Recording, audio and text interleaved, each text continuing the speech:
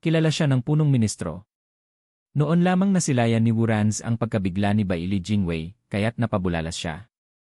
Naninikip ang mga mata at nanginginig ang panga ni Baili Jingwei. Hindi lamang basta kilala. Nilapastangan niya pa ako noon. Akala ko'y tuluyan ko na siyang naalis sa aking landas, ngunit ngayon, malinaw na ang lahat. Guifan, isa na namang tusong pakana mo ang lahat ng ito upang wasakin ang imperyong Sword Star. Ngunit nagkakamali ka habang ako'y naririto, hinding-hindi ka magtatagumpay. Humph! Ano kung 1/4 ng mga opisyal ang napatay? Kailangan ko lamang ng kaunting panahon at maibabalik sa dati ang lahat. Ano kung ninakaw mo ang Soaring Sword? Nakalabas na sa pagsasara ang Patriarch, at nagtipon na ang Siyam na Sword King. Muling maibabalik ang espada. Isang hamak at nag-iisang Radiant Stage Cultivator. Walang laban iyon sa akin, Guifan. Narinig ng lahat ang mariing pahayag ni Baili Jingwei, at noon nila natanto ang buong katotohanan. Hindi lamang sila magkakilala, mortal na magkaaway sila. Ngunit sino ang taong kayang magpadala sa isang henyo at bantog na punong ministro sa ganitong labis na galit at pagkabaliw? Dapat ay may pambihira siyang kakayahan upang maitapat kay Baili Jingwei mismo. Hindi napigilan ni Murong Xue ang mapasinghap. Binibini, sino ang mag-aakalang ang mga iniligtas natin ay magiging napakahalaga? Maging ang bantog na Baili Jingwei ay nag-aalala dahil sa kanya. Hindi lamang nag-aalala, kundi nagiging banta sa kanya. Napabuntong hininga si Murong Xue. Sabi ng aking kapatid, si Baili Jingwei ay tinatawag na di kinikilalang Sword King, kasing husay at kapantay din sa lakas. Ngunit ngayong nakikita ko siyang nawawala sa sarili at nababalot ng puot dahil lamang sa isang tao, malinaw na si Guifan ay higit pa sa nakikita ng mata. Napahagikik si Zuier. Kung ganoon, ibig sabihin ay tama pala ang iniligtas natin 3 araw ang nakalipas. Ang kaaway ng ating kaaway ay ating kaibigan. Kung mortal na kaaway siya ni Baili Jingwei, mawawala sa pokus ang matalinong punong ministro. Magiging mas matagumpay ang ating dakilang plano na buuin ang alyansa ng 4 na lupain. Pagbalik natin, huwag mong kalimutang ipaalam ito sa Patriarch, at baka may gantimpalang ibigay sa atin, hay. Ngunit napailing si Murong Xue at napalungkot ang mga mata. Kung ulitin ko, hinding-hindi ko siya muling ililigtas. Napatigagal si Zuier. Binibini, hindi ba't palagi ninyong sinasabi na ang pagliligtas ng isang buhay ay higit pa kaysa anumang dangal? Bakit bawat buhay ay mahalaga. Ngunit ang pagliligtas sa isang demonyo ay magdadala lamang ng kapahamakan at kaguluhan sa buong mundo. Muling napabuntong hininga si Murong Xue at tumitig sa maitim na bangkay ni Baili Jingyu ng may bigat at panghihinayang. Napakatuso at napakadilim ng kanyang puso. Sino ang makapagsasabi kung gaano pa karaming kalupitan ang magagawa niya? At kasalanan ko ang lahat ng ito. Ang tanging maaasahan ko na lamang ay hindi tuluyang lamunin ng kasamaan ang kanyang kaluluwa, na balang araw, babalik siya sa tamang landas at gagamitin ang kanyang buhay para sa kabutihan. Nabalisa si Zuier, lumingon kay Murong Xue, at muling tinitigan ang bangkay. Ngunit binibini kaaway natin ang nakahimlay riyan. Walang pinipili ang kahalagahan ng buhay. Walang sinuman ang nararapat sa ganoong kalupit na wakas. Salungat iyon sa lahat ng aking pinaniniwalaan. Sa anumang pagkakataon, ang masama ay mananatiling masama, at ang demonyo ay mananatiling demonyo. Kahit saan siya lumugar, hinding-hindi siya magiging kapanig natin. Umiling si Murong Xue, pinagtitibay ang matatag niyang paninindigan. Tumango si Zuier na may pag-unawa. Kung ganoon, binibini sa susunod na makita ko siya, ako na ang tatapos sa demonyong iyon para sa inyo. Ngunit mumiti lamang si Murong Xue at umiling. Sa bigat ng pagpapahalaga ni Baili Jingwei sa isang Radiant Stage Cultivator, malinaw na napakadelikado niya. Ngunit akala ng isang batang babae ay kaya niyang talunin ito. Mas mabuting sarilihin ang mga pagyayabang kaysa tuluyang mapahiya. Punong Ministro Baili, yamang kilala ninyo siya, hinihiling kong agad ninyo siyang hulihin. Ang aking kumpanya, na laganap sa iba't ibang lupain, ay handang makipagtulungan at gawin ang lahat upang makatulong. Sa harap ng matinding puot ni Baili Jingwei, nagbigay galang si Wuranz at buong lakas na nagpahayag. Ngunit hindi niya akalaing basta na lamang palalampasin ni Baili Jingwei ang kaguluhang kanilang nagawa. Ngumiti ng malamig si Baili Jingwei, may halong panunuya. Eldest Young Master Wu, isa akong opisyal, hindi isang mangangalakal. Kaya't huwag mo akong subukang tawaran. Tulong, Gaano mo ba iniisip ang kapangyarihan ng Serene Shores Trading sa buong mundo? Hindi ka ba natatakot sa mga tunay na pinuno? At isa pa, kung hindi ko siya nahuli sa mismong sentro ng imperyo, paano mo iisiping magagawa mo ito sa ibang lugar? At higit sa lahat, bakit ko naman pagkakatiwalaan ang taong tumulong sa kanyang pagtakas gamit ang kalakalan? Punong Ministro, maniwala kayo, ang kumpanya ko ay... Tama na, Rance. Mariing tinig ni Wu Jiangtao ang umalingaw-ngaw, pinatitigil ang walang saysay na pagtatanggol ng kanyang anak. Matalim ang mga mata ni Wu Jiangtao at mariing nagsalita, Rance, huwag mo nang sayangin ang hininga mo. Malinaw ang sinabi ng punong ministro. Isa siyang opisyal, hindi mangangalakal. Hindi siya nakikipagkalakalan, kundi tinatapos ang usapin. At ngayong hindi natin alam ang kinaroroonan ni Gui Yifan, at halos kalahati ng maharlikang opisyal ng imperyo ay naglaho, na yumanig sa buong mundo, mayroong dapat managot. Naniniwala ako na nais ng punong ministro na gawin tayong sakripisyo, ang ating kumpanya at si Baili Jinyu. Natawa si Baili Jingwei at dahan-dahang pumalakpak. Ha, Old Wu, hindi pa rin kumukupas ang iyong mata para makita ang malinaw. Hindi ko alintana kung gaano kayo kinasangkutan, sinasadya man o hindi, ngunit yamang kayo'y narito simulat sa pool at nauwi sa ganitong kaguluhan, kayo ang dapat magbayad. Ito lamang ang paraan upang maiharap ko ang isang paliwanag sa kanyang kamahalan at sa Patriarch.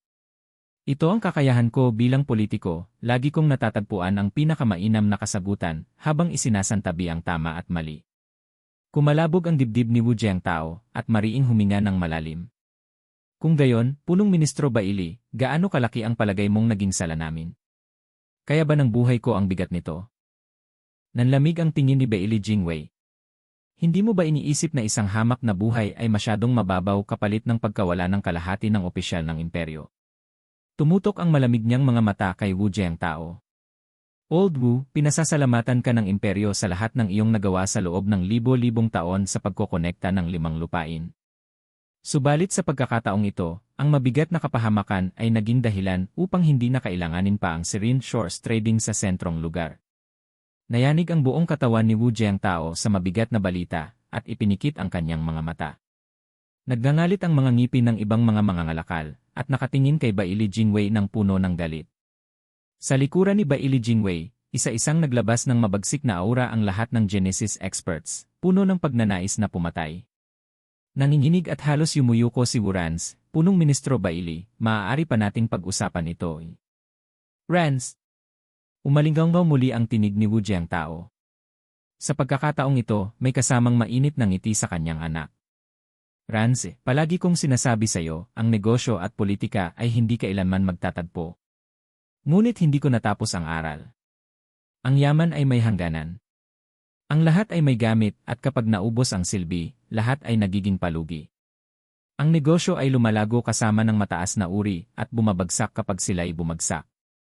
At ngayong malinaw na isinantabi tayo ng punong ministro, ibig sabihin ay wala na tayong pakinabang. Sa madaling salita, sinimulan na niya ang plano niyang sakupin ang 5 lupain. At yamang nais na niyang hawakan ang lahat, hindi na kailangan ang Serene Shores Trading bilang tulay. Ngumisi ng maraha si Baili Jingwei. Old Wu, hindi ko akalaing ganito kalayo ang pananaw mo para sa isang mangangalakal. Tama ka. Sa pagbabalik ng Patriarch at pagtipo ng siyam na Sword King, hindi magiging sagabal ang pakikipaglaban sa iba pang 4 na lupain. At kapag ang mundo ay nasa iisang bandila, mawawala na ang pangangailangan sa mga tagapamagitan. Ang pangyayaring ito ay naging mitsa lamang, ngunit sadyang panahon na rin para putulin ang Serene Shores Trading. Mariing ngumiti si Wu Jiangtao at napabuntong hininga. Punong Ministro Baili, isa kang kahindik-hindik na politiko. Ang lahat ay nagsasabing hindi kayang bitawan ng mga mangangalakal ang kanilang yaman, ngunit kayong mga politiko. Walang hiya, walang prinsipyo, at hindi kailanman karapat-dapat sa tunay na pagkakaibigan. Napangiti siya at umiling. Ngunit, Punong Ministro, huwag mong akalaing ganoon kadali mong mabubura ang aking kumpanya, hahaha. Rance, palagi kong sinasabi na padalos-dalos ang iyong kapatid, ngunit ngayon, ako naman ang magiging padalos-dalos. Mga bantay, makipaglaban tayo hanggang kamatayan. Kahit mamatay tayong lahat, titiyakin nating madadala rin natin sila sa hukay. Opo, Gino. Nagbigay galang ang mga tauhan, at agad na inilabas ang kanilang lakas bago sumugod. Nanlamig ang ngiti ni Baili Jingwei habang bahagyang itinataas ang kamay. Alam ko na mahirap kayong tibagin, Old Wu. Kaya't sa tingin mo ba, bakit ko isinama ang imperial na bantay? Hahaha ni. Bang! Umalinggaw ang langit sa malalakas na pagsabog at mga hiyaw habang nagsimula ang madugong labanan. Bawat isa sa dalawang panig ay walang ibang hangarin, kundi ang patayin ang kabilang panig. Maraming malalakas na mandirigma ang Serene Shores Trading, ngunit kaya ba nilang tumapat sa mismong imperial na bantay? Sa bawat saglit, lalong dumarami ang mga bangkay, at lalong bumibigat ang sigaw ng pagkamatay. Nataranta si Wurans. Ama, hindi na tayo magtatagal. Umatras na tayo. Ngunit malungkot lamang na umiling si Wu Jiangtao. At saan tayo tatakas? Wala nang lugar na mapupuntahan. Nanlilisik ang mata at nanginginig ang pilik, tinitigan ni Wurans ang kanyang ama. Ama, ano ang saysay ng pakikipaglaban kay Baili Jingwei hanggang kamatayan? Hindi ba't mas pinapabilis lamang natin ang ating kamatayan? Ama, hindi kayo ganito. Ngumiti si Wu Jiangtao. Tama ka, hindi ako ito ngunit ang kapatid mo. Huminga siya ng malalim at nagpatuloy, kahit madalas kong pagalitan at sumbatan ang kapatid mo, hindi ko siya kailanman kinapuotan. Sa totoo lang, lagi akong nag-aatubiling baguhin siya. Nayanig si Wurans at nakatitig sa kanyang ama na tila hindi makapaniwala. Bahagyang natawa si Wu Jiangtao at napabuntong hininga. Lahat tayo ay naging padalos-dalos sa ating kabataan. Ngunit habang tumatagal at dumadami ang ating nakikita, pinakikinis natin ang ating mga gilid at natutong gumamit ng tuso. Pinatanda ako ng mundo upang manatiling nakatayo at binago kita upang hindi tayo magkaproblema. Ngunit gusto ko kung paano palaging ginugulo ng kapatid mo ang lahat, pinaalala niya sa akin ang aking kabataan. At ngayong hindi na tayo maililigtas ng ating mga bagong pamamaraan, hayaan nating maging totoo tayo sa ating mga sarili, bilang mga padalos-dalos na kabataan. Sa ganitong paraan, mabibigyan natin ng kaunting panahon si Randong. Nagulat si Wurans. Magbigay ng panahon? Mga mangangalakal tayo hanggang buto, at hindi tayo kailanman palalayain ni Baili Jingwei. Ngunit hindi tulad natin, may tsansang mabuhay si Randong. Sa kanyang kapusukan, maaaring hindi siya bigyang pansin ni Baili Jingwei. Huminga ng malalim si Wu Jiangtao at ipinikit ang kanyang mga mata. Noong kabataan ko, palagi kong pinangarap na magkaroon ng 2 anak na lalaki, isa na mahusay at maaaring mamahala sa negosyo, at isa na matindi at itataboy lamang ng iba, para sa araw na dumating ang kapahamakan at mapahamak ang angkan, may isang maiiwan upang ituloy ito. Ang mga kulisap ay madaling mabuhay, hindi dahil sa sila'y malakas, kundi dahil walang nakatingin sa kanila. Hayaan nating magkaroon ng makabuluhang buhay si Randong bilang kapalit natin. Ito ang tungkulin ng kanyang ama at kapatid para sa kanya. Hindi rin naman tayo makakatakas mula rito. Nayanig si Wurans at napabuntong hininga sa huli. Nga! Wala akong nagawa para sa kanya noon. Ngayon, kahit paano'y matutulungan ko siyang mabuhay. Sana'y makatawid siya sa araw na ito. Mahigpit na tumango si Wu Jiangtao. Sa sandaling iyon, hindi na para sa kayamanan ang ipinaglalaban ng mag-ama. Ang kanilang mga mata ay naging mainit, kahit napapaligiran sila ng mga bangkay at dugong bumabalot sa kanilang mga tauhan. Sapagkat wala na silang takot. At sa wakas, natagpuan nila ang rason upang lumaban. Napabuntong hininga si Murong Xue. Bakit ba ganoon ang mga tao? Bakit nila pinahahalagahan ang buhay kapag malapit na itong mawala sa kanila? Sa ilalim ng manor ng Serene Shores Trading, isang lalaking nag-iisa ang nakaupo sa isang silya, napapalibutan ng maraming hadlang, at may malabo at walang saysay na mga mata. Kakaiba ano ang ibig niyang sabihin? Patuloy na nag-iisip si Wurandong. Bam! Isang malakas na pagsabog ang gumising sa kanya, nang makita niyang may isang matandang duguan ang bumagsak sa silid. Elder Yu! Ano? Nabigla si Wurandong. Hinila siya ng matanda at nagsalita ng padalos. Pangalawang batang Ginoo, huwag ka nang magtanong, tumakbo ka na. Ginawa nito ang ilang hudyat at bumukas ang mga hadlang. Mahigpit niyang hinawakan ang kamay ni Wurandong at mabilis na tumakbo. Halos nanginginig si Wurandong. Elder Yu, ano ba talaga ang nangyayari? Pangalawang batang Ginoo, dumating si Baili Jingwei kasama ang kanyang hukbo upang lipulin tayo. Sa ngayon, winawasak na ang ating angkan. Nanlaki ang mga mata ni Wurandong. Paanong nauwi sa ganito? Kasalanan ng Demon Spirit Stone na yon. Natatakot akong pati ang chairman at ang panganay na batang Ginoo'y wala na, bumigat ang boses ng elder, puno ng pangungulila. Natigatig si Wurandong at unti-unting nilamon ng mga salitang parang demonyo ang kanyang isipan. Huwag kang magsisi sa huli. Siya ang sumira sa atin. Nanigas ang tingin ni Wurandong, ngunit patuloy siyang hinila ni Elder Yu. Bam! Bumagsak ang pader at sumambulat ang kanilang dinaraanan, at ang kanilang nasaksihan ay tunay na impyerno. Mga hiyaw ng pagdurusa at agos ng dugo ang dumurugtong sa kalangitan, habang libu-libong tao ang nagsasabupaan. Bawat sandali may nawawalan ng buhay, nalulugmok sa dagat ng dugo. Nanigas si Wurandong sa nakita. Mabilis siyang inalog ni Elder Yu. Pangalawang batang Ginoo, gising. Tignan niyo, bukas pa rin ang commercial line mula nang ginamit ito ni Zufan. Gamitin niyo ang teleportation array at tumakas. Isasara ko ito kapag nakatawid ka na. Umiling si Wurandong. Elder Yu, hindi ko kayang iwan si ama at kuya ni ikaw. Hindi ko kayang magpatuloy mag-isa. Pangalawang batang Ginoo, hindi ito panahon upang magmatigas. Ako ang magbubukas ng daan para sa iyo. Naggalit ng ngipin si Elder Yu, hinila si Wurandong, at lumipad patungo sa teleportation array. Sa gitna ng paglipad, nasalubong nila ang dalawang Genesis stage expert. Buong tapang niyang sinagupa ang mga ito, isinakripisyo ang sariling katawan upang hadlangan sila at maitulak si Wurandong palapit sa array. Pagdating nila, ginawa ng elder ang hudyat na tanging angkan ng Wu ang nakakaalam. Kumulog at kumidlat, at sa gitna ng array ay lumitaw ang isang maitim na portal na may malabong larawan sa loob. Itinulak niya si Wurandong papasok. Pangalawang batang Ginoo, umalis ka na. Ngunit mahigpit ang kapit ni Wurandong. Hindi. Elder Yu, lahat tayo'y alis. Ngumiti ang elder at tumango, tila kontento, ngunit dumating na ang maraming anino. Tignan niyo. May nag-activate ng commercial line para tumakas. Pigilan sila.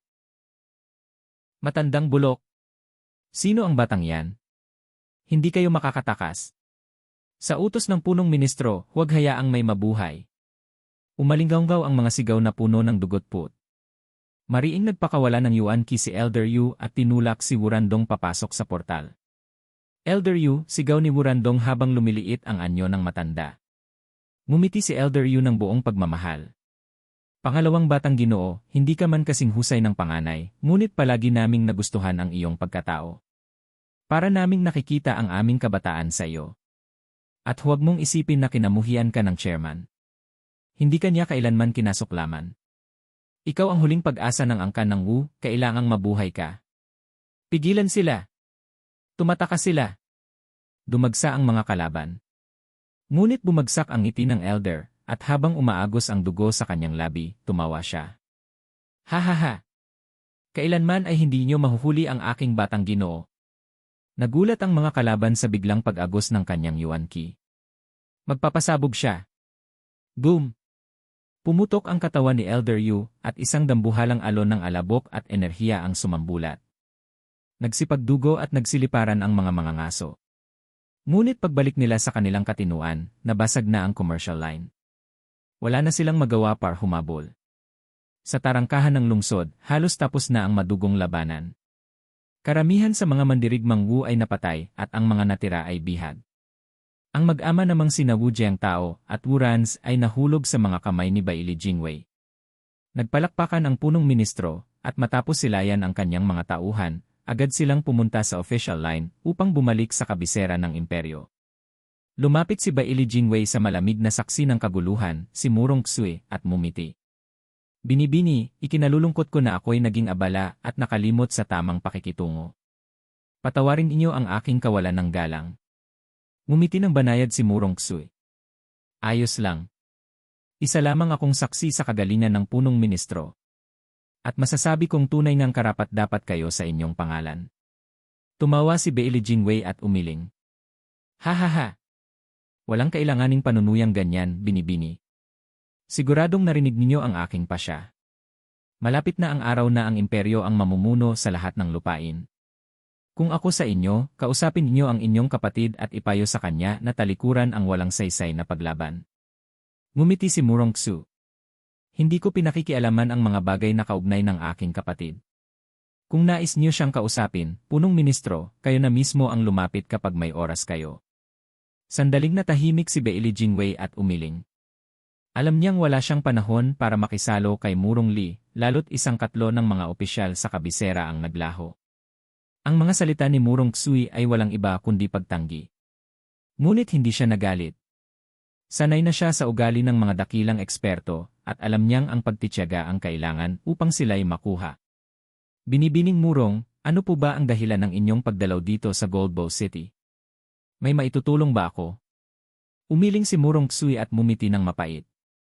Hahaha, nais ko lamang sanang magamit ang commercial line ng Serene Shores Trading upang makabalik sa katimugang lupain. Ngunit yamang walang sinuman ang inyong pinaligtas, tila kailangan ko na lamang maglakad pauwi. Mabilis siyang tinugon ni Bailey Jingwei. Hindi maaari. Ang bagay na iyan ay napakaliit upang makaabala sa mga mangangalakal. Ako na mismo ang magbibigay ng official line para sa inyo, binibini. Tumaas ang kilay ni Murong Xui at mumiti ng may panunuya. Hindi maaari, punong ministro. Hindi nararapat na paghaluin ang personal at opisyal na usapin. Ngumiti si Bailey Jingwei na tuwid ang tindig. Tulong ko sa inyo ay pawang opisyal na tungkulin. At kung magugustuhan ng inyong kapatid at makipag-usap sa akin, lalong magiging makabayan ang aking pakay. Ngumisi si Murong Xu. Kung gayon, ano ba ang nais ibahagi ng punong ministro sa aking kapatid? Tungkol ba ito sa pagiging walang halaga ng buhay at sa kapalit ng kayamanan? Napatingin si Bailey Jingwei at kumislot ang kanyang mukha. Nahagip siya ng sariling mga salita. Ang kanyang ngiti ay nawala at ang ekspresyon niya ay tumigas. Ngunit hindi na siya pinansin ni Murong Xui. Umakyat siya sa karwahe at si Zuier ang siyang nagpaharurot palabas ng lungsod. Elder Yu. Kasabay ng dagundong ng kulog at malakas na ihip ng hangin, patuloy na inanod si Wurandong papalapit at papalayo sa mahiwagang lagusan. Biglang luminaw ang kanyang paningin hanggang sa makalagpas siya sa isang matinding sinag ng liwanag at maramdaman ang pagtapak sa malawak na damuhan. Paglingon niya, naputol ang liwanag at tuluyang naglaho ang lagusan. Napasigaw si Wurandong, balak sanang balikan ang mga naiwan, ngunit wala na siyang paraan upang makabalik. Wala siyang nagawa kundi isuko ang lahat ng tinig at sigaw ng kawalan ng magagawa, pinupuno ng galit at dalamhati ang kanyang puso. Thump! May marahang mga yapak na lumapit at huminto ang isang payat na lalaki 10 metro sa kanyang likuran, pasan-pasan ang isang natutulog na bata. Ikalawang batang Panginoon, sino ba ang mag-aakala na muli tayong magkikita agad? Hahaha, tunay ngang nakatadhana ni. Nanlamig ang buong katawan ni Wurandong nang marinig ang tinig na pamilyar at kasing nakakatakot pa rin. Dahan-dahan siyang lumingon, halos manigas ang leeg, at nasilayan ang matalim na mga mata. Nag-apoy ang kanyang paningin sa matinding galit, humigpit ang kamao at nagbitak ang mga buto sa lakas ng pagkakasara. Ikalawang batang Panginoon, kamusta ka nitong nagdaang 3 araw? Si Zufan, pasan pa rin si Gusantong, ay hindi na tinag sa halatang udyok ng pagpatay mula kay Wurandong. Sa halip, nagpakawala siya ng maliwanag ngunit malamig at malupit ng ngiti, puno ng kahulugan. Kumikislot ang mukha ni Wurandong, habol hininga at nangingit-ngit, ikaw. Sinira mo ang pamilya ko. Pinapatay mo silang lahat. Sigurado ka ba, tugon ni Zufan na hindi man lang nawala ang nakainis ng ngiti. Nanginig si Wurandong sa matinding galit. Sinabi sa akin ni Elder Yu habang tinutulungan akong makatakas na dahil sa mga batong iyon ay dumating si Bailey Jingwei upang wasakin ang aming kumpanya. Hindi ko alam kung buhay pa o patay na ang ama at kuya ko at lahat iyon ay dahil sa iyo, hayop ka. May utang ka sa akin na libo-libong buhay. Mariin niyang tinadyakan ang lupa at sumugod kay Zufan, naglalagablab ang pagnanasa na patayin ito upang matapos na ang kanyang pagdurusa. Ngunit hindi kailanman kumikilos si Zufan ayon sa kagustuhan ng iba. Umiwas siya sa huling saglit at itinama ang kanyang kilin arm. Napakalakas ng hampas na bumagsak si Wurandong sa isang hukay na may 10 metrong lawak. Duguan ang bibig ni Wurandong at hindi man lang siya makagalaw. Idinidiin siya ng matinding puwersa mula sa pulang bisig na tila ba isang bundok ang nakapatong sa kanyang likod.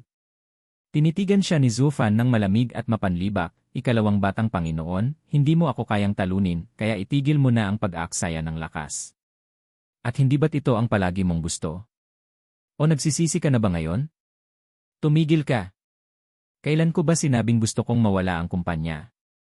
Humiyaw si Wurandong sa galit, ngunit natigilan din nanigas ang buong katawan at unti-unting bumalik sa kanyang isipan ang isang alaala na nagdulot sa kanya ng matinding takot. Ngumisi si Zufan at binawi ang kanyang bisig sa katumayo. Naalala mo na? 3 araw na ang nakakalipas sa tavern, sinabi mo na gusto mong masira ang kumpanya. Hindi ba't dapat ay nagsasayaw ka na ngayon sa tabumpay? Hahaha. Galit lang ako kaya nasabi yon. Paano ko gugustuhing nangingilo si Wurandong habang tinitigan si Zufan, punong-puno ng panghihinayang? Paano nga ba niya malalaman na sineseryosohin ng lalaking ito ang kanyang mga salita? At higit sa lahat, may kapangyarihan itong isakatuparan yon. Sa loob lamang ng 3 araw, naging target ng imperyo ang kanilang kumpanya at tuluyang nilipol. Sino ba talaga siya? Demonyo?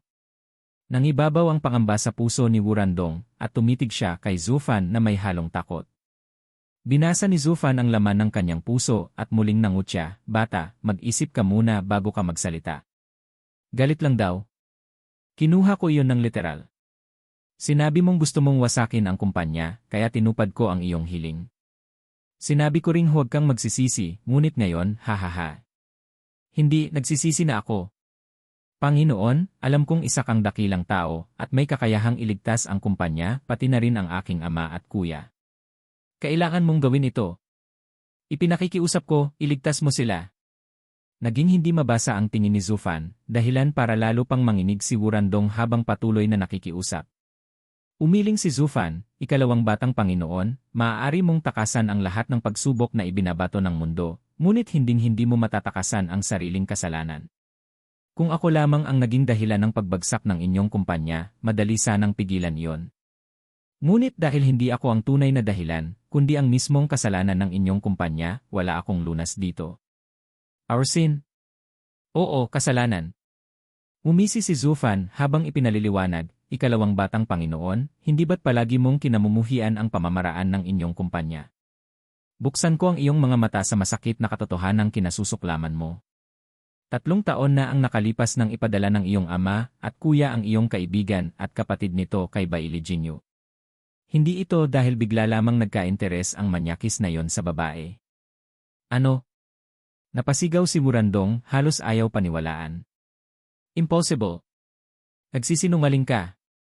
Ngumisi si Zufan, wala akong dahilan para magsinungaling. Nakuha ko ang impormasyong ito kay Bailey Jinyu sa nakalipas na 3 araw. Tahimik ang iyong ama at kuya, ngunit ang inutil na yon ay mahilig magdaldal. At hindi ito ginawa ng iyong ama para makuha ang pabor niya, kundi upang magkaroon ng hawak laban sa kanya. Lumago ang kumpanya dahil marunong silang magpakita ng kahinaan at pagpapakumbaba, habang palihim na hinahabi ang sariling lakas, ginagawa ang lahat para sa pansariling kapakinabangan. Imposible sila ay aming mga tauhan. Hindi kailanman gagawin yon ni Amay. Ayaw pa ring tanggapin ni Wurandong, ngunit ipinagpatuloy ni Zufan, sa mata ng mga negosyante, higit na mahalaga ang pera kaysa sa pagkakaibigan. Lahat ay sinusukat. Ang pagbitiw sa 2 tauhan kapalit ng ganap na kontrol sa pinuno ng lungsod ay isa lamang simpleng kalakalan para sa kanila. Balikan mo ang pangyayaring iyon. Paano kumilos si Bailey Jinyu bago at matapos iyon? Humph! Ang kailangan ko lamang ay gamitin ang inyong linya ng kalakalan, na hindi naman karapat-dapat sa labis na pag-aalaga ng inutil na yon. Ngunit kahit ganoon, pinilit pa rin ng iyong ama na makipagsabwatan sa pinuno upang sipsipin ako ng lahat ng kanyang makakaya. Bulag na bulag sila sa kasakiman. Nanginig si Wurandong, ngunit nagsimulang bumalik sa kanyang alaala ang mga pangyayari. Mayabang at mapagmataas si Bailey Jinyu noon, ngunit matapos iyon. At ang tungkol sa batong iyon? Hindi ba't ibinigay mo iyon sa amin? Hush! Biglang bumalot ang kadiliman at napuno ng itim na takip ang paligid. Napasigaw si Wurandong sa takot, Domain Soul Harmony. Ito ang aking domain. Sa isang mahinang ugong, nagliwanag ang domain at nasilayan ni Wurandong si Zufan sa kanyang harapan. Palibot sa kanya ang libu-libong mga hugis taong itim na bato, ang kanilang mga mukha nakapinta ng takot, pangamba at matinding pagdurusa. Umisi si Zufan na parang ipinagmamalaki ang kanyang ginawa. Ikalawang batang Panginoon, ano sa tingin mo ang mga ito? Demon Spirit Stone, bulalas ni Wurandong. Umiling si Zufan, walang ganoong bagay sa mundong ito. Ang pag-unlad ng isang tao ay nakasalalay sa sarili niyang pagsisikap. Walang ibinibigay na madaling daan ang mundo. Ang mga ito ay mga tao. Mga tao. Eksakto. Tumango si Zufan na may matigas na anyo, marami na akong pinaslang gamit ang pambihirang devouring domain na ito, at naging ganyan ang kanilang anyo. Ang dahilan kung bakit napabilis ang iyong pag-angat sa pamamagitan ng tinatawag na Demon Spirit Stone ay dahil ginagamit mo ang Yuan Qi ng iba. Ngunit ang Yuan Qi na iyon ay bunga ng aking espesyal na demonic art, ligtas ito sa akin, ngunit hindi ko masasabing ligtas para sa iba.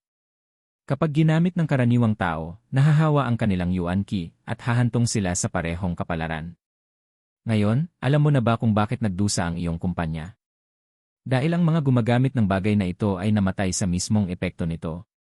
Ibig mong sabihin ikaw ang may gawa nito sa amin? Hindi. Kayo mismo ang may gawa nito sa inyong sarili. Nang akusahan siya ni Wurandong, lalo lamang tumaas ang tinig ni Zufan. Ang mga batong ito ay aking nilikha at maaari kong gamitin ng ligtas. Ngunit kahit ako, hindi ako mangangahas na gumamit ng labis upang pilitin ang aking kultibasyon na umakyat. Alam ko kasi na ang kasakiman ang tiyak na kapahamakan. Walang shortcut sa mundong ito. Ang paggamit ng napakaraming bato ay magdudulot ng kawalan ng balanse at kaguluhan sa Yuan Qi. Ayaw kong mangyari yon. Gusto kong lumakas ng mabilis para sa sarili kong mga mithiin, ngunit marunong akong magpigil at kumontrol sa sariling pagnanasa. Samantalang ang inyong kumpanya, agad na ginamit ang mga ito nang hindi man lang naintindihan ang epekto. Ngayon, sumambulat ang problema, banta sa kanilang buhay at nagbunsod ng kanilang pagbagsak. Sino kaya ang dapat sisihin? Ang lahat sa mundong ito ay may kapalit. Kapag lumabis ka sa isang bagay at isinakripisyo ang lahat ng iba pa, tiyak ang malagim na bunga. At higit sa lahat Ano? Nagmamadaling tanong ni Wurandong. Huminga ng malalim si Zufan, matagal nang nais ng Sword Star Empire na supilin ang inyong kumpanya. Ang nangyari ngayon ay nagsilbing mitsa lamang.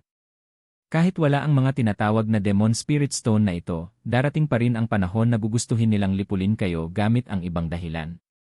Isang bagay na nakatakda talagang mangyari. Ngunit ngayon, nang biglaan itong bumagsak, hindi nakapaghanda ang kabilang panig at sila ang napuruhan. Dahil dito, nagkaroon ka pa nga ng munting pag-asa. Sa halip na magreklamo, dapat mo pa nga akong pasalamatan. Ano? Gulat na nasambit ni Wurandong. Matapos buwagin ni Zufan ang hadlang ng dumain, itinuro niya ang kinaroroonan ng portal na may nakakalokong ngiti. Pangalawang binatang Panginoon, mula nang dumating ako rito, hindi na ako umalis at naghintay ako sa bawat galaw. Kung ikaw o ang panganay mong kapatid ang dumating, nangangahulugan iyon na nasa matinding kagipitan na ang inyong kumpanya. Ngunit kung 3 araw ang lumipas na walang nangyari, ang ibig sabihin yon ay patuloy na nag-aagaw buhay ang inyong negosyo. Naningkit ang mga mata ni Wurandong. Binabantayan ko ang plano ni Punong Ministro Baili Jingwei. Nagmingning ang mga mata ni Zufan sa matinding paninindigan. Kung isipin, wala talagang pinagkaiba ang mga negosyante at mga politiko, parehong humahabol lamang sa pakinabang. Lalo na si Baili Jingwei na namamahala ng buong imperyo. Isinantabi niya ang lahat ng pabor at galit, basta't matupad lamang ang kanyang adhikaing pag-isahin ang 5 lupain. Kung nagdurusa man ang inyong kumpanya ngayon, hindi iyon dahil sa pagkakamali niyo, kundi dahil hindi na kayo kapaki-pakinabang. Ang isang dambuhalang negosyo na hindi sumusunod sa kanyang kagustuhan ay tiyak na buburahin niya, alang-alang sa kanyang malaking plano ng pagkakaisa.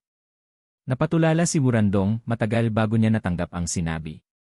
Ngunit ang mga koneksyong na itatag namin sa bawat lupain ay nakatutulong sa imperyo. Tama.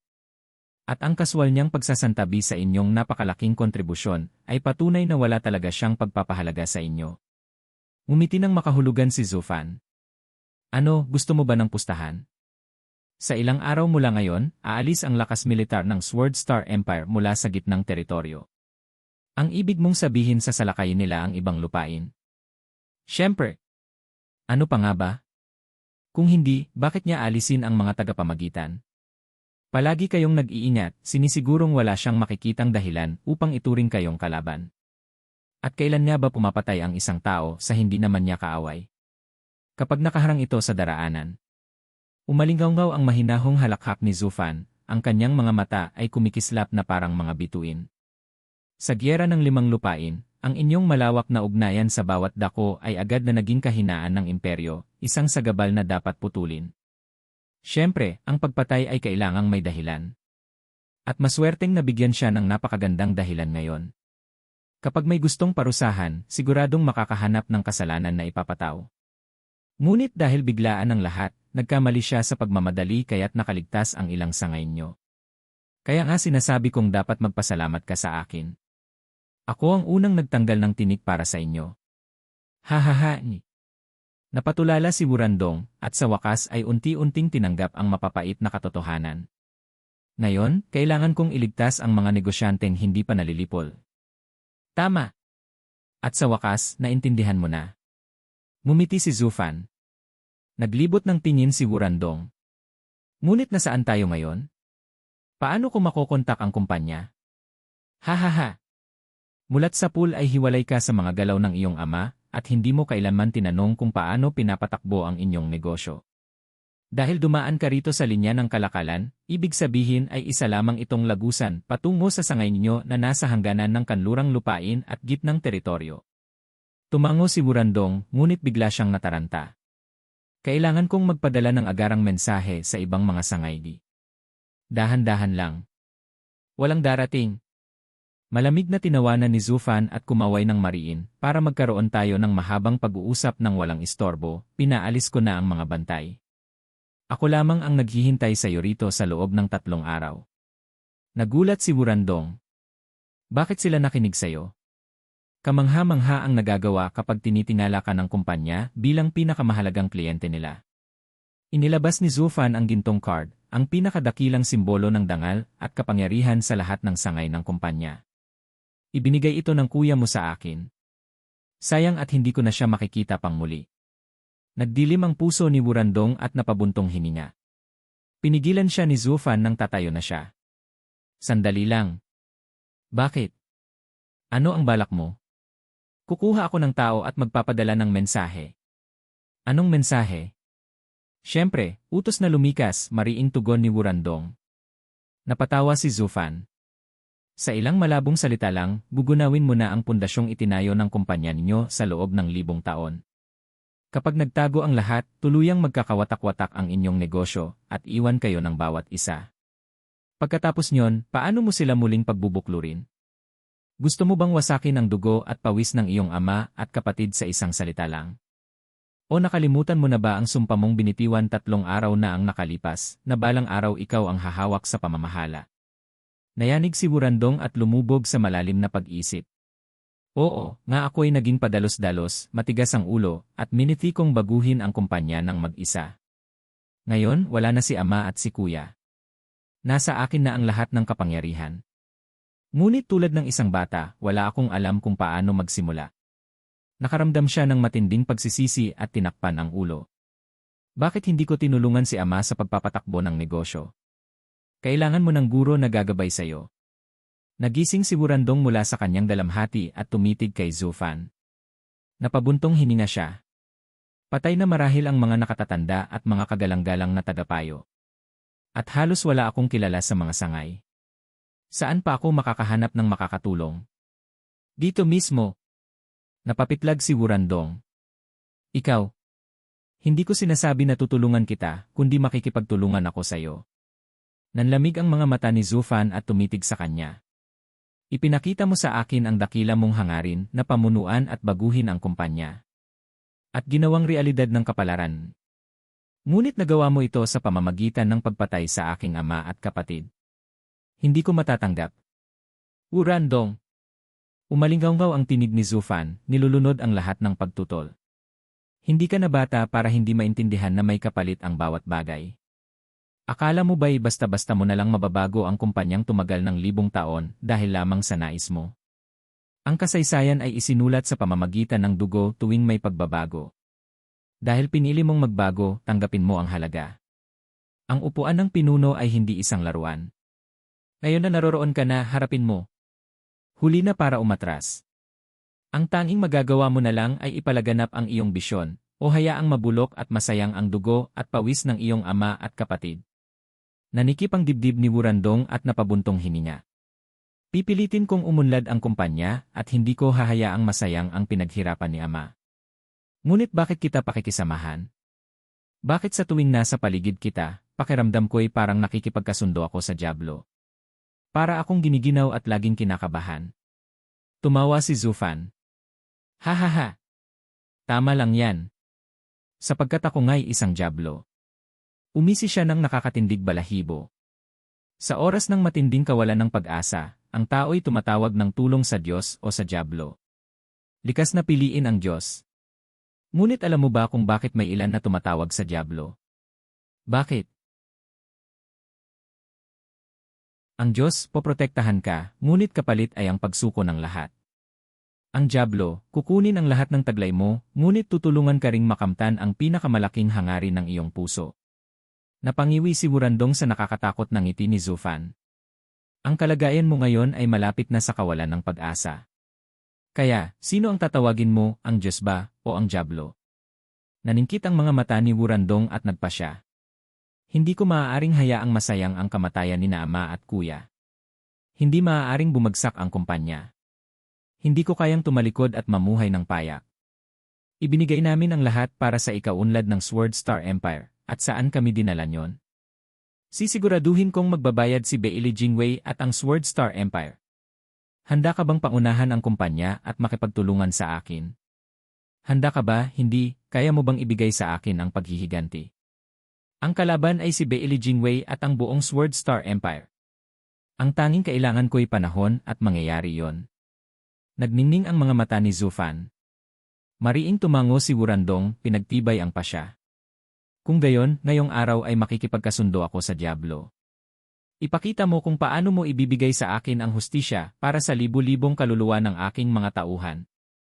Umabot na tayo dito, kaya tayo'y magkamay. Inilahad ni Zufan ang kamay na may masamang ngiti. Sabi ko na sa'yo, magtutulungan tayo ng malapitan. Sino ba nang mag-aakalang agad itong mangyayari? Hahaha ni. Pa. Mahigpit na kinamayan siya ni Wurandong, kumikislap ang kanyang mga mata. Kung gayon, Ginoo, ano na ang susunod? Ipapadala mo sa bawat sangay ang mensahe, mula ngayon, ang lahat ng tauhan ng Serene Shores Trading ay maglalaho sa paningin ng mundo. Ang Serene Shores Trading ay titigil na sa pangalan. Ngunit kapag lumipas na ang panganib, muling isisilang ang ating negosyo mula sa anino. Nag-isip si Wurandong at tumango. Kung gayon, magtitiis muna kami sa katahimikan. Ang isang tunay na Ginoo ay marunong maghintay ng tamang oras ng paghihiganti, kahit paabutin ng 10 taon. Samantala, sa malawak na dagat na nababalutan ng makapal na ulap, patuloy na bumabalibag ang naggangalit na mga alon, sinasabayan ng malalim at nakabibinging alulong mula sa loob ng hamog. Mula sa dilim, 2 dambuhalang mata ang kumislap sa pagkahayop. Isang lalaking nasa katanghaliang gulang ang nakatindig sa harapan ng dagat. Ang kanyang kasuotan ay pumapagaspas, habang kumikislap ang hawak niyang espada. Siya'y sumugod ng buong tapang.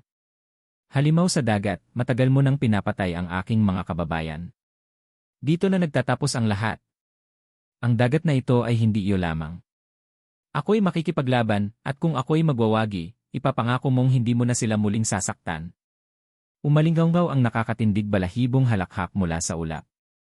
Isang hamak na taong nasa antas ng Genesis ang nangangahas na lumaban sa akin. Pumasok ka sa aking nasasakupan kung may tapang ka, at dudurugin kitang pira-piraso. Hahaha ni. Bam! Nag-alinggaw ang mga pagsabog habang sumugod siya sa loob ng makapal na hamog at nagsimula ang isang mabangis na labanan. Samantala sa gitna ng luntiang kagubatan ng kabundukan, isang payat na lalaki ang naglalakad habang buhat-buhat ang isang batang 8 lamang ang edad. Sa paligid ay naggangalit ang mga espiritual na hayop ng iba't ibang antas, ngunit wala ni isa ang naglakas loob na lumapit. Hakbang-hakbang na binaybay ni Zufan ang pamilyar na daan, pasan si Gusantong, patungo sa kuta ng Vaulting Kunpang. Hindi tulad ng dati, wala roon ang 3 ulong uwak upang siya'y sakyan. Ang mga espiritual na hayop ay tila may mahigpit na utos na lumayo at manood lamang, habang tinutuya ang taong mayabang na kusang lumalapit sa kanilang Panginoon upang aminin ang pagkakamali. Habang siya'y naglalakad, patuloy ang paglitaw ng iba't ibang nilalang, ngunit wala ni isa ang nangahas gumabay sa kanya. Sa halip, pinaraan siya sa ilalim ng kanilang mapanuyang titig at halakhak. Maya-maya, natanaw na ni Zufan ang matayog na bundok at ang pamilyar na yungib ng vaulting kunpang. Ha! Anong hangin ang nagdala sa makapangyarihang si Zufan sa abang tahanan ko? Mula sa yungib ay lumabas ang isang malaki at matipuno. Si kunpang iyon nakangisi. Bakit si Sanzi di man lang bumabati sa akin? Nasaktan ba siya kaya't pasan-pasan mo? Haha, hindi maaari. Ang ama ni Sanzi, ang magilas na si Zufan, ay dati pang nagyayabang na kaya niyang ipagtanggol ang anak niya. Pero bakit ngayon, makalipas lang ng 2 taon, ang masiglang batang iyon ay halos naghihinalo at dinala pa rito? Gusto mo ba akong pagburulan?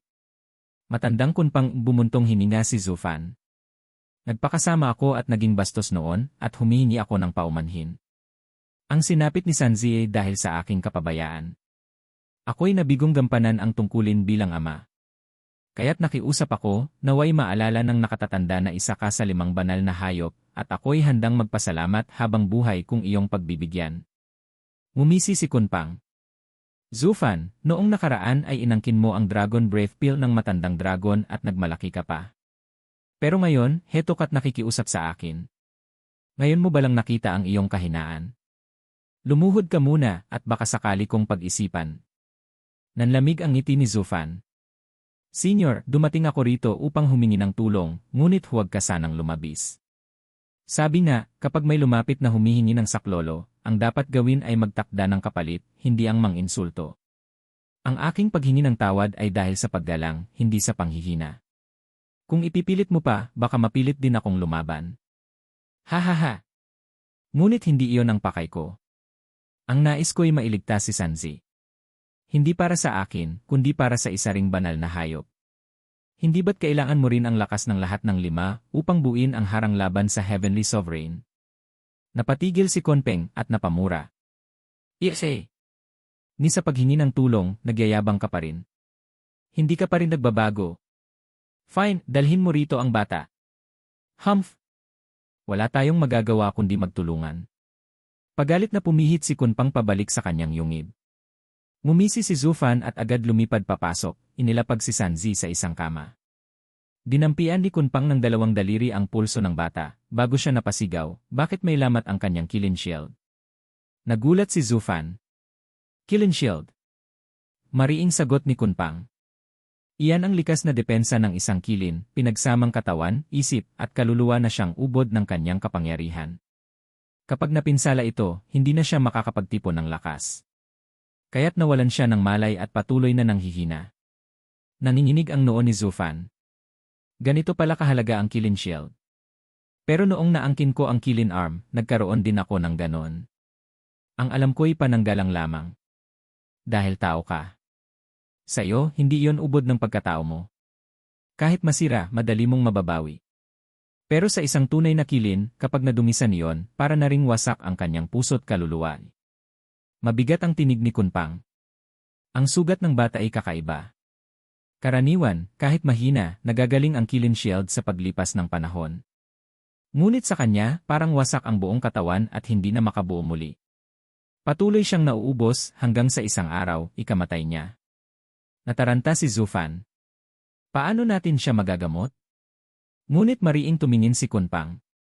Bago riyan, sabihin mo muna paano siya nasugatan. Napabuntong hininga si Zufan. Soaring Sword. Nag-igting ang mga mata ni Kunpang. Soaring Sword. Eksakto. Tumango si Zufan. May 5 dakilang banal na sandata sa mortal na daigdig, likha ni na Heavenly Sovereign at Sword Sovereign upang wasakin ang mga banal na hayop. Bawat isa'y pinangalanan ayon sa hayop na siya nitong tinatarget. Noong una, hindi ko ito naunawaan hanggang sa ako mismo'y masugatan ng 2 sa mga sandatang iyon. Sa Double Dragon Manor, tinamaan ako ng Vaulting Sword. Matagal bago gumaling. Pero nang ang Soaring Sword ang dumapo, halos hindi na ako nakarecover. Marahil dahil tao ako, gumaling pa rin ako gamit ang mga bihirang gamot. Pero si Sanzi. Nagmura si Kunpang at mumisi ng masama. May hawak ka bang banal na sandata? Mayroon, ang Vaulting Sword. Pero pinalitan ko ang espiritu nito ng aking dugo. Walang kaso. Ang espiritu'y nagbago, ngunit ang mismong enerhiya at kasanayan ng espaday naroon pa rin. Ilabas mo at subukan sa akin. Sinunod ni Zufan ang utos, inilabas ang kanyang demonyong espada at pinakawalan patungo kay Kunpang. Hinaharang ito ni Kunpang gamit ang bughaw na apoy na naging pader. Ngunit nang sumagi ang espada, biglang kumislap ito at tuluyang tumagos, muntik nang tamaan si Kunpang. Nagulat ang matanda ngunit agad gumamit ng mas matinding lakas, itinaboy pabalik ang espada at bumalik ito kay Zufan, na agad umubo ng dugo. Senior Kunpang, nagalit siya. Hindi ba't pagsubok lang ito? Bakit ginalingan mo ng ganito? Mabigat ang tinig ni Kunpang. Wala akong magagawa. Ang banal na sandata at kaming banal na hayop ay likas na magkatunggali. Humigpit ang kanyang mukha. Kaya ganyan kalubha ang sugat ng bata. Ang mga sandatang ito ay tunay na lason para sa amin.